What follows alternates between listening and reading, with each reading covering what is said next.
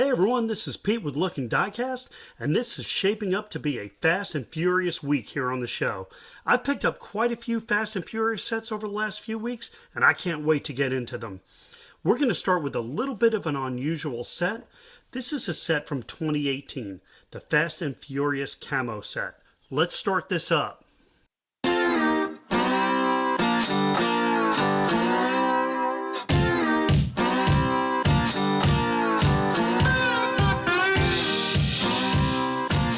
First things first, this is not a Hot Wheels set.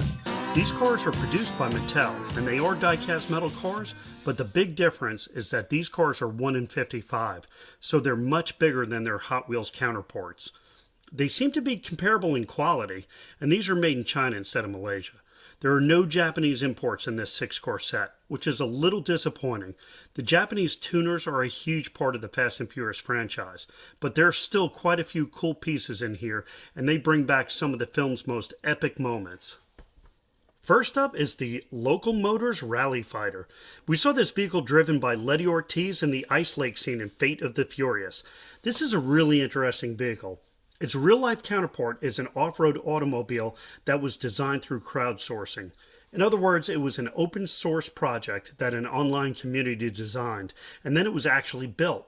The Fast and Furious version was modified quite a bit. Front and rear push bars and top lights were added for both the film and this diecast release. The camo choice here was black and gray, with a really questionable bright pink for the push bars. The International MXT is a hulking truck that we saw in the Fast and Furious 6. There are some big trucks, and this is a really big truck. And there's some big action stars, and The Rock is the biggest of them all. So it's no surprise that his character Luke Hobbs drives this beast. There's no question also that this thing is a monster. It can haul over 23,000 pounds and can drive through 42 inches of water. Nice job on the camo here in blues and grays. Big tires, front push bumper. That is the International MXT. Now this one is crazy. Another Fate of the Furious vehicle, the Ripsaw Tank. Tej Parker handles the driving duties in the movies on this awesome tank. The ability of this lightweight tank to jump, stop, and change directions is pretty sick. This is a brown and tan camo in this version. Of course, this is a true military vehicle, and it looks at home in its camo skin with those guns on top. Now we're getting into some great stuff. The 1970 Dodge Charger Off-Road. This vehicle was driven by Dom in that crazy airplane scene in Furious 7.